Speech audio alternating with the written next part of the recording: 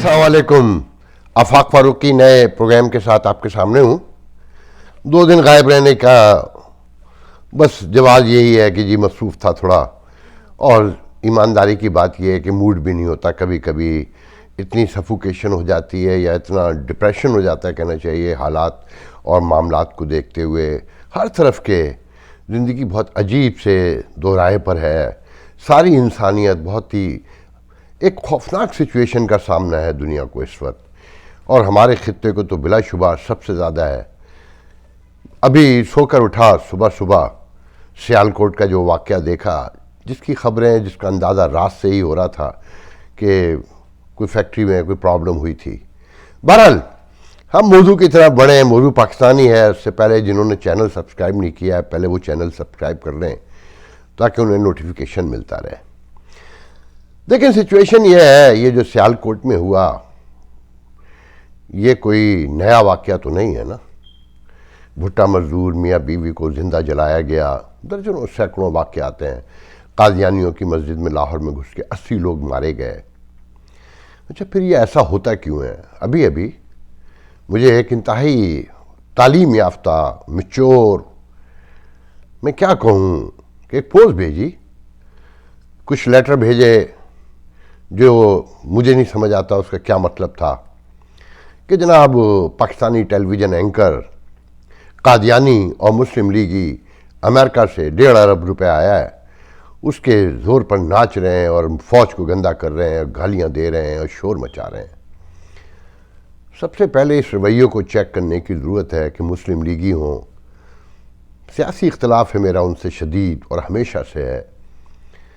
मुस्लिम लीगी हों, Pakistani television anchor हों, कादियानी हों, ये सब सन और सोहेल है ना। ये सब उसी ज़मीन के बेटे हैं कि आप सियासी इख्तलाफ की वजह से इल्ज़ामात अगर वो लगाते हैं गलत सही, तो आप उन्हें अमरीकी एजेंट करार दे दें। आप तो तालिबान, तहरीक तालिबान को भी प्रॉक्सी कहते थे इंडिया की। लब्बैक पे भी आपने फ़ॉरेन फंडिंग ढूंढ ली थी, सब कुछ था। मगर जब चाहते हैं आप हथियार डाल देते हैं, जब चाहते हैं आप सुलह कर लेते हैं, जब चाहते हैं आप इल्ज़ाम लगा देते हैं। ये है वो रवैया जिसने पाकिस्तान में तशद्दुद, इंतहा पसंदी, जुनूनियत और हैवानियत को फ़रोग़ दिया, जिसके नताइज हम सब के सामने हैं। लेकिन ये वाक़या श्रीलंका तो आपका बड़ा क्लोज तरीन फ्रेंड है ना, मतलब इंडिया से ज़्यादा आपको पसंद करता है, और आप इंडिया के ख़िलाफ़ उसे इस्तेमाल करने की कोशिश करते रहे हैं, बैलेंस करने के लिए नेपाल को और श्रीलंका को। आज वहाँ क्या मैसेज गया होगा? सबसे पहले तो मैं बताता हूँ आपको, मैं इस मुल्क में तारकीन वतनी अपने आप को समझता हूँ। मेरी औलादें सना सोहेल हैं यहाँ की, मेरे बेटे, मेरी बेटियाँ। मैं हैरान होता हूँ। देखें टॉलरेंस क्या होती है। मैं कहीं चला जाऊँ, मुझे ये खौफ नहीं होता कि सामने वाला मेरे मज़हब की बुनियाद पे, मेरे रंग की बुनियाद पर, मेरे फ़िरक़े की बुनियाद पे, मेरी ज़बान, लैंग्वेज की बुनियाद पर मुझसे डिस्क्रिमिनेट करेगा। मैंने किसी के चेहरे पर, मैं हल्फिया कहता हूँ कि कभी ये तासुर नहीं देखा कि who the hell are you, never. सियासी मुखालफतें यहाँ पर भी हैं। इन मुल्कों की, वेस्टर्न वर्ल्ड की तरक्की का राज ही ये है कि कानून के दायरे में रहो, आप जो चाहे कर सकते हो, जैसा चाहो कारोबार करो, अपना टैक्स पूरा पे करो, कानून के सारे तकाजे पूरे करो, इंसाफ के तकाजे पूरे करो। मगर जहां कानून के दायरे से बाहर निकलने की कोशिश करोगे तो माफ़ी नहीं होगी। आपके इंसाफ ख़त्म हो गया, कानून, अदालतों का हाल आपको पता है ना।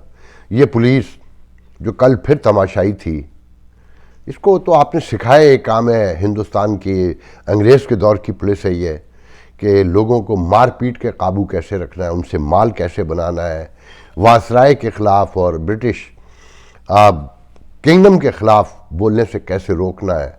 तो आपने तो जिस तरह इन्हें यूज़ किया, जो आपके हालात थे, आपने जो चाहा, ये वैसी बनी ना। तो इसी तहरीक लब्बैक से आपने सुलह की, उन्हीं के लोगों ने मारा ना श्रीलंकन को। क्या जवाब देंगे आप इंटरनेशनल कम्युनिटी को?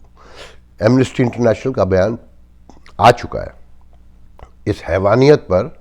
अब वो वज़ीर आज़म जो اقتصادیات پہ بات کرنے کے بجائے، سائنس ٹیکنالوجی پہ بات کرنے کے بجائے، ہم آہنگی، یکجہتی اور سیاسی اور سماجی صورتحال کو جوڑنے کی بجائے جب مذہب پر بھاشن دیتا ہو، وہاں یہی ہونا تھا۔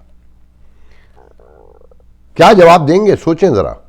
آپ ہندوستان میں دکھاتے ہیں کہ کشمیر میں یہ ہو گیا، ہندوستان کے مسلمانوں کے ساتھ یہ ہو گیا، اور پھر کہتے ہیں دلچسپ بات یہ ہے کہ جس سرمایہ کاری کے لیے پاکستان انتہائی محفوظ ملک ہے، اس واقعے کے بعد مطلب کہتے ہوئے بھی شرم آنی چاہیے۔ دیکھیں، میں کہنا یہ چاہتا ہوں ذرا منظر کو غور سے دیکھیں سمیٹ کر۔ یہ جو منظر پہ چیزیں ادھر ادھر بکھری ہوئی ہیں نا، مہنگائی ابھی بتا رہے تھے کہ غریب کم آمدنی والی کے لیے پاکستان میں 19.5% مہنگائی ہوئی ہے۔ 400 روپے کلو تو گھی ہے۔ بار بار غور کریں خدا کے لیے، بار بار۔ جو لوگ کہتے ہیں نا سب آرام سے کھا رہے ہیں، میں بہت سی باتیں یوں نہیں کرتا کہ طویل ہو جاتا ہے ویلاگ۔ مجھے ایک سینئر ترین صحافی جن کا میں بہت احترام کرتا ہوں، وہ کہنے لگے آپ کو پتہ نہیں کیا مہنگائی نظر آتی ہے، پاکستان کی اکانومی جو ہے وہ 90% بلیک ہے، سب مطمئن ہے۔ اچھا، یہی ہمارے کچھ ریٹائرڈ فوجی دوست بھی کہتے ہیں کہ آپ کو کچھ پتہ ہی نہیں ہے، پاکستان کی اکانومی بلیک اکانومی ہے۔ اچھا، پھر شور کی بات کیا ہے؟ جب بلیک اکانومی ہے، انٹرنیشنل کمیونٹی کو بھی بتا دیں حضور، ادھار قرض مانگنا چھوڑ دیں، بند کر دیں نا۔ ذرا دیکھیں نا منظر کو کہ ذرا غور کریں کہ جو 1000 روپے کماتا ہے، مجھے نہیں پتا وہ چوری کر کے کیسے کماتا ہے، کیونکہ بقول میرے سینئر بزرگ صحافی دوست کے کہ پاکستان میں سب ایک دوسرے کی جیب کاٹ رہے ہیں، ریاست بھی کاٹ رہی ہے، عام آدمی بھی ایک دوسرے کی جیب کاٹ رہا ہے۔ مگر میں تو دیکھیں آئیڈیلسٹک آدمی ہوں، میں یہاں رہتا ہوں تو یہاں کے اعتبار سے دیکھتا ہوں کہ جہاں 400 روپے کلو گھی ہو اور جہاں آٹا 80 اور 90 روپے کلو ہو، وہاں 19.5% مہنگائی کو دیکھیں۔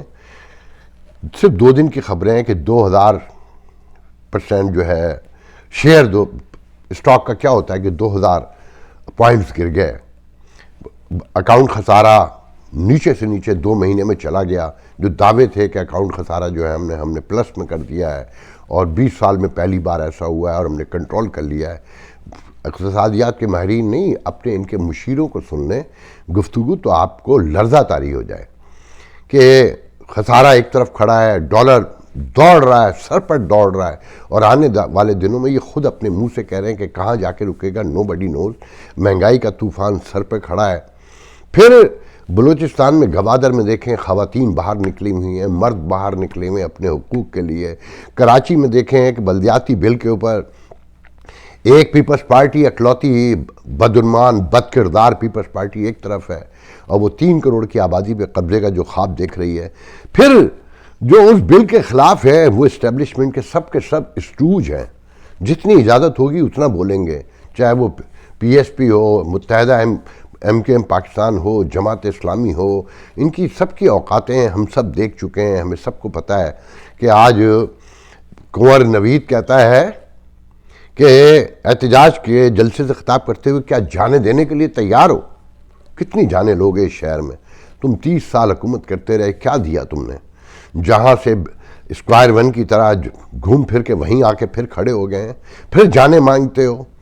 تم میں سے کسی کی جان نہیں گئی۔ تم ناظم آباد میں جو لوگ رہتے تھے وہ سب ڈی ایچ اے میں رہتے ہیں، کلفٹن میں رہتے ہیں، کے ڈی اے اسکیم میں رہتے ہیں۔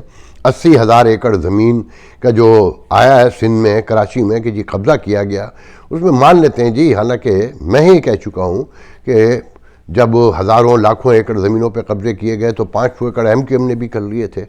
تو آپ نے کیوں کیے؟ آپ تو آئیڈیلسٹک تھے نا عمران خان کی طرح کہ میں کرپشن کے خلاف آیا ہوں، اور لوٹ مار کرپشن کا بازار ہر طرف گرم ہے، ہر جگہ سے یہ انڈیکیشن ہے کہ اس حکومت میں اس سے زیادہ لوٹ مار ہوئی جو پچھلے چور تھے۔ تو ایم کے ایم کا بھی یہی حال ہے نا، وہ 500 ایکڑ ہی صحیح جی، اب باقی سب نے کی ہوگی، مگر آپ نے بھی کی نا۔ آپ میں اور ان میں لوگوں میں کیا فرق ہے؟ آج آپ پھر جانے مانگتے ہیں۔